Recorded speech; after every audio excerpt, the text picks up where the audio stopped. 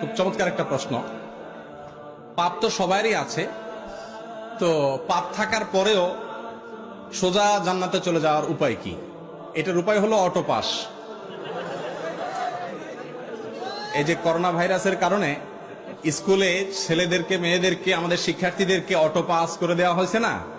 তো আল্লাহ যদি এরকম অটো পাস টাস করে দেয় তাহলে একটা সুযোগ পাওয়া যেতে পারে। কিন্তু ভাইরা আমার, আল্লাহর কাছ থেকে অটো পাসের জন্য মৌলিকভাবে দুটি শর্ত।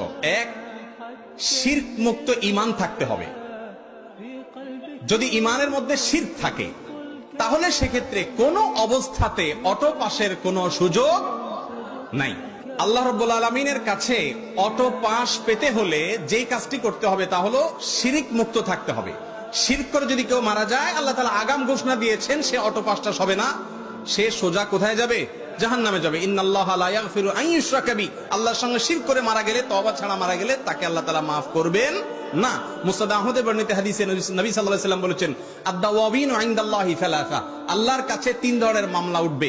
তার ভিতরে এক ধরনের মামলা হলো শিরক সংশ্লিষ্ট মামলা। এটা জামিনের অযোগ্য, ক্ষমার অযোগ্য, সরাসরি জাহান্নাম। এজন্য শিরক থেকে বেঁচে থাকার জন্য চেষ্টা করতে হবে। এক।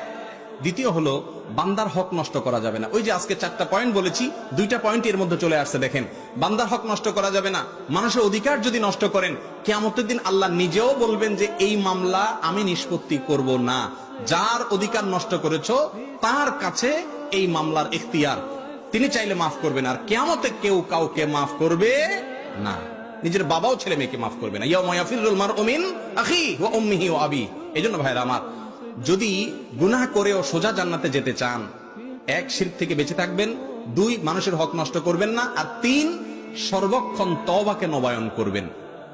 কিছুক্ষণ পর পর বা প্রতিদিনই আল্লাহর কাছে লজ্জিত হয়ে মাপ চাইবেন এবং চেষ্টা করবেন গুনাহ ছাড়ার।